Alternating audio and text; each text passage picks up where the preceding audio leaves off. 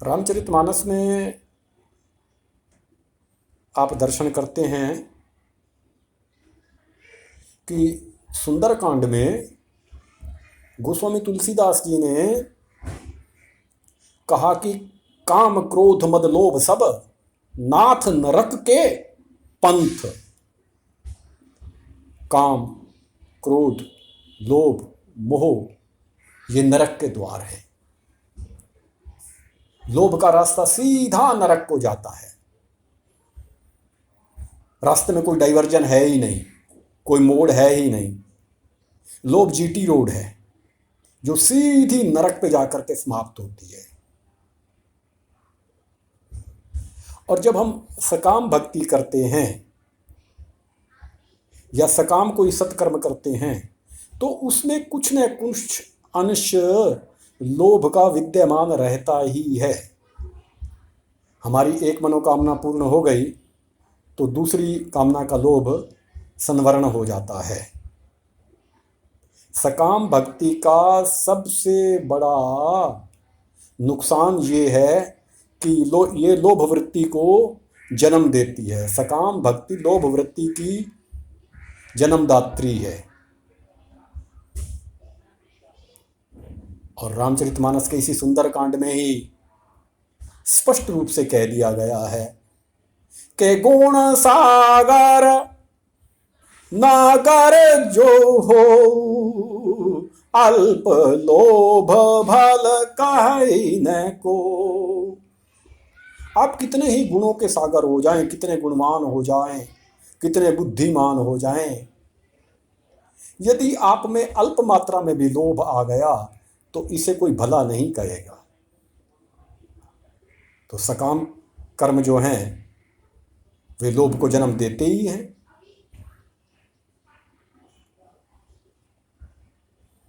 लोभ की कुछ ना कुछ मात्रा आ ही जाती है और लोभ का रास्ता सीधा नरक को ले जाता है। आप रामचरितमानस के बालकांड में दर्शन करते हैं कि सत्यकेतु का बेटा प्रताप भानु बहुत पराक्रमी राजा है, बहुत धर्मपरायण राजा है, बहुत बलशाली राजा है, दान करता है, पुण्य करता है, बहुत सुव्यवस्थित ढंग से अपनी प्रजा का पालन करता है क्योंकि सत्यकेतु का बेटा है। और निष्काम भाव से करता है। गोस्वामी तुलसीदास जी लिखते हैं कि जय लगी प्राण श्रुति कहे एक एक सब जात 12 सहस्त्र सहस्त्र नृप किए सहित अनुराग सियावर रामचंद्र की जय। हमारे वेदों में, हमारे पुराणों में राजा के लिए जिन जिन यज्ञों का आदेश किया गया है कि राजा अश्वमेध यज्ञ करेगा, राजा सोम यज्ञ करेगा, राजा पुत्र कामेष्टि यज्ञ करेगा, राजा राजस्व यज्ञ करेगा, इत्यादि इत्यादि, तो ये प्रताप भानु प्रति यज्ञ को एक एक बार नहीं, एक एक हजार बार करता है। 12 सहस्त्र सहस्त्र नृप किए सहित अनुराग, बड़े अनुराग के साथ में, बड़े भक्ति भावना के साथ में। कोई रिकॉर्ड बनाने के लिए नहीं किए इसने एक 1000 बार यज्ञ कि मेरा नाम Guinness book of world record में आ जाए, नहीं, बड़े अनुराग के साथ में निष्काम भाव से प्रति यज्ञ को एक 1000 बार करता है। काराई जे धर्म करम मम बानी, काराई जे धर्म करम मन बानी, वासुदेव अर्पित नृप ज्ञानी। यह जो भी कार्य करता है उसकी फलश्रुति भगवान वासुदेव के श्री चरणों में अर्पित कर देता है। हृदय न कछु फल अनुसंधाना भूप विवेकी, परम सुजाना, कारई जे धर्म करम मन बानी, वासुदेव अर्पित नृप ज्ञानी। जो भी कार्य करता है उसमें किसी फल की प्राप्ति की इच्छा नहीं है, निष्काम भाव से करता है। और जो कोई फल अर्जित होता है, जो कोई पुण्य फल अर्जित होता है, भगवान श्री वासुदेव के श्री चरणों में ही अर्पित कर देता है कि महाराज ये सब आपका ही दिया हुआ प्रसाद है और आपके ही श्री चरणों में अर्पित है।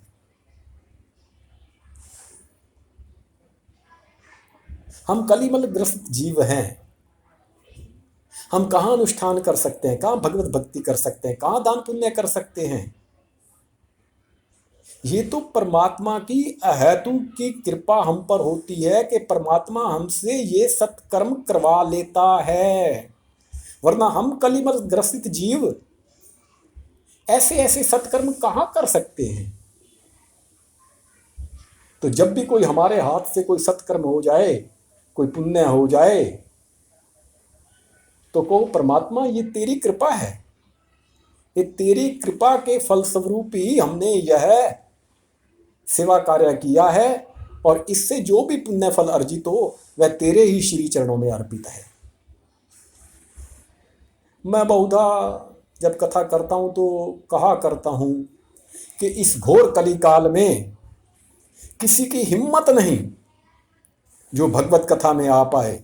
इस घोर कली काल में कथा में वही जीव आता है जिसे मेरा हनुमंत दादा हाथ पकड़कर खींच करके लाता है। तो मैं बहुधा कथाओं में कहता हूं कि आप कथा में आए हैं, ये स्वेच्छा से नहीं आए हैं, प्रभु इच्छा से आए हैं। हनुमंत दादा आपका हाथ पकड़ करके खींच के लाया है, तब आप कथा में आए हैं, वरना किस कली काल में हमारी कहाँ औकात है कि हम ऐसे सत्कर्म कर पाएं।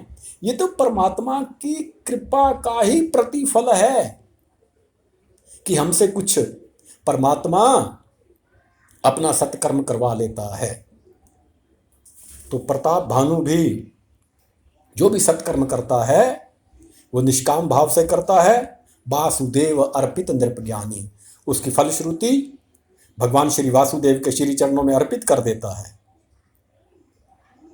लेकिन अंत तो गत्वा उसमें भी लोभ आ गया।